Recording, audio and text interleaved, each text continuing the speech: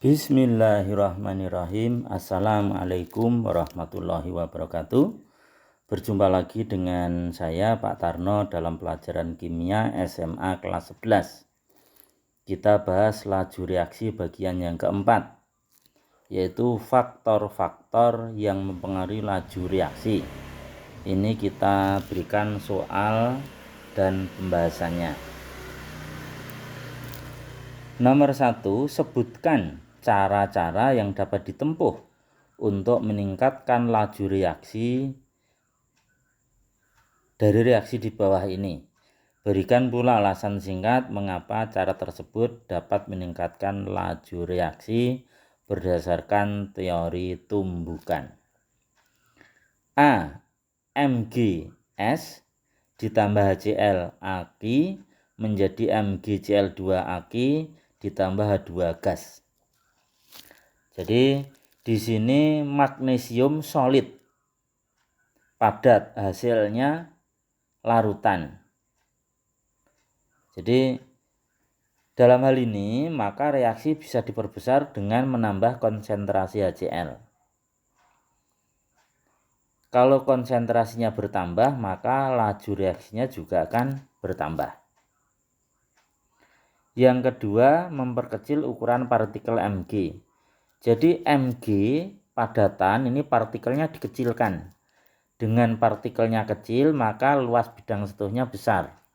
Kalau bidang sentuhnya besar maka laju reaksinya semakin cepat. Yang ketiga, meningkatkan suhu otomatis. Dengan meningkatkan suhu berarti menambah energi kinetik partikel per reaksi sehingga reaksinya semakin cepat.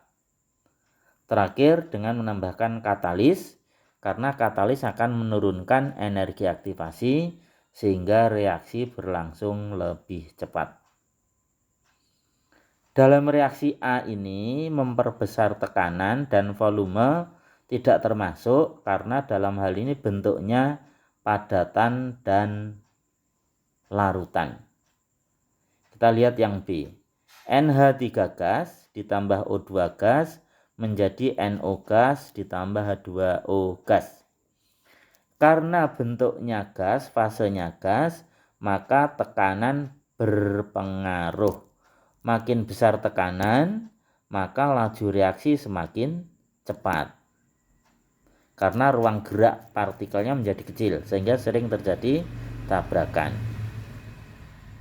Memperbesar tekanan akan mempercepat laju reaksi karena tabrakan antar partikel semakin sering. Ruangannya kecil sehingga tabrakannya semakin sering. Meningkatkan suhu otomatis. Dengan meningkatkan suhu berarti energi kinetik partikel per reaksi juga akan bertambah sehingga mempercepat laju reaksi.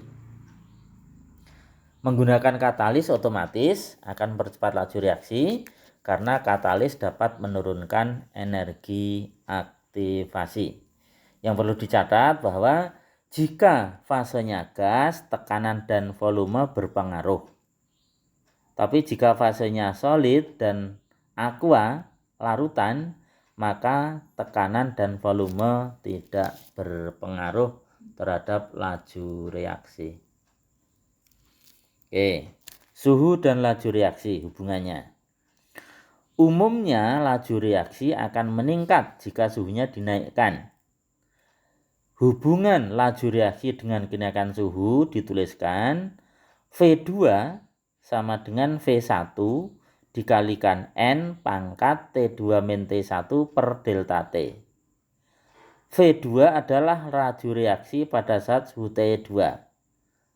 V1 laju reaksi pada saat suhu T1. N itu artinya berapa kali laju reaksi itu meningkat jika suhunya dinaikkan. Gitu. Kemudian di situ ada T itu berarti suhu. T1 ya suhu 1, T2 berarti ya suhu 2. Sedangkan delta T itu biasanya sudah diketahui di soal. Misalnya kenaikan 10 derajat Celcius itu laju reaksi berlangsung 2 kali lebih cepat. Atau mungkin juga soalnya berbeda. suhu dinaikkan 20 derajat Celcius, laju reaksi menjadi 3 kali lebih cepat, tergantung soalnya. Oke, kita lihat soalnya ya. Setiap kenaikan suhu sebesar 10 derajat Celcius, reaksi berjalan 2 kali lebih cepat. Jika suatu reaksi berlangsung selama 3 menit pada suhu 60 derajat, jadi nek suhunya 60 derajat berlangsung selama 3 menit. Hitunglah waktu yang dibutuhkan apabila reaksi berlangsung pada suhu 20 menit. Jadi nek 60 menit berlangsung 60 derajat Celcius berlangsung 3 menit. Jika suhunya menjadi 20 derajat Celcius, kira-kira menjadi berapa menit gitu ya. Oke, kita lihat. Diketahuinya delta T berarti 10 derajat Celcius. Jika suhu sebesar 10 derajat, jika suhu dinaikkan 10 derajat, reaksi menjadi 2 kali lebih cepat. Berarti delta T-nya 10, N-nya 2. T1 waktunya 3 menit. T2 ditanyakan. Nah, T suhu 1 adalah 60 derajat, suhu kedua adalah 20 derajat. Jadi suhunya diturunkan, mestinya waktunya menjadi lebih panjang. Karena nek suhunya diturunkan, laju reaksinya akan berkurang. Laju reaksi berkurang atau lambat itu artinya waktunya lebih panjang. Jadi jawabannya mesti lebih panjang dari 3 menit. Kita lihat jawabannya. Oh iya, karena di sini yang ditanyakan T kecil waktu, maka saya berikan keterangan dulu bahwa laju reaksi itu berbanding terbalik dengan waktu. V sama dengan 1 per T kecil. Artinya apa? Nek V-nya besar, otomatis T-nya kecil. Atau sebaliknya, jika T-nya yang besar, maka V-nya yang harus kecil. Jadi V laju berbanding terbalik dengan T waktu. Sehingga V boleh dituliskan 1 per T. Nah, dari rumus di atas V2 sama dengan V1, maka V2-nya kita ganti dengan 1 per T2, V1-nya kita ganti 1 per T1. Sehingga dituliskan 1 per T2 sama dengan 1 per T1 dikalikan N pangkat T2 min T1 per delta T. 1 per T2 sama dengan T1-nya kan 3, berarti 1 per 3. Dikalikan N-nya 2. Terus T2-nya 20, T1-nya 60.